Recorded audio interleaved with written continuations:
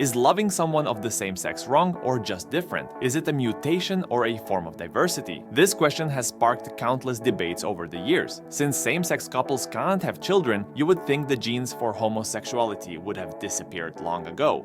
So why does it still show up so frequently in the population? Biologist E.O. Wilson suggests that there is a secret in the traits of homosexuals. Studies show that homosexual individuals scored higher in emotional intelligence compared to heterosexual individuals. Children who rated very good in emotional intelligence at a young age were twice as likely to identify as homosexual later in life compared to those who rated poor or very poor. Additionally, homosexual individuals scored high in compassion and cooperation, and low in hostility. These altruistic and group beneficial traits may have allowed the genes for homosexuality to survive. Despite having a fragile physical body, Homo sapiens have survived for hundreds of thousands of years by forming communities through sociability. Homosexual individuals who are compassionate and cooperative have been beneficial in building these communities. So, does this mean that the genes for homosexuality sacrifice their own genetic survival for the greater good of the community? Not at all. A study conducted in 2009 found that women with homosexual maternal relatives had significantly higher fertility rates.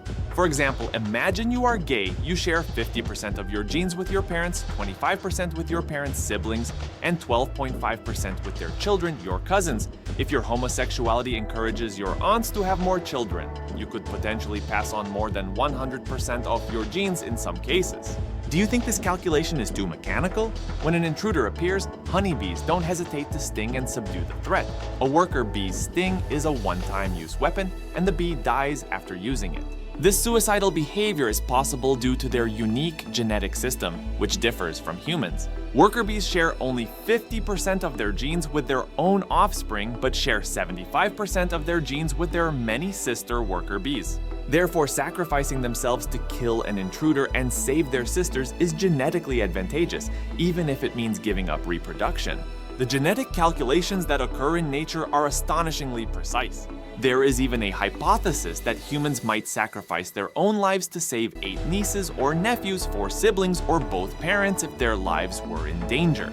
This gene protection manifests in various forms depending on the survival strategy of the species. Take ants, for example. They live in large communities, and these 2 ants are identical twins. However, one is born as a worker ant that gathers food, and the other as a soldier ant that defends the nest. Their roles are predetermined at birth based on the needs of the community. It is estimated that about 5% to 10% of humans, the most social animals on Earth, are homosexual. In terms of numbers, this means about 2 out of every 25 people are homosexual. Just as a Marine squad needs 2 medics and a 6-person party in a game might need 1 mercy, one could hypothesize that a village of 25 people needs about 2 homosexual individuals. This suggests that genes for homosexuality have their own advantages and have appeared in the world just like genes for heterosexuality. There is a saying, "A nation that forgets its history has no future." For humanity, which has been living without remembering its origins, these emerging biological facts can help us respect diversity and could become a link to a brighter future for mankind.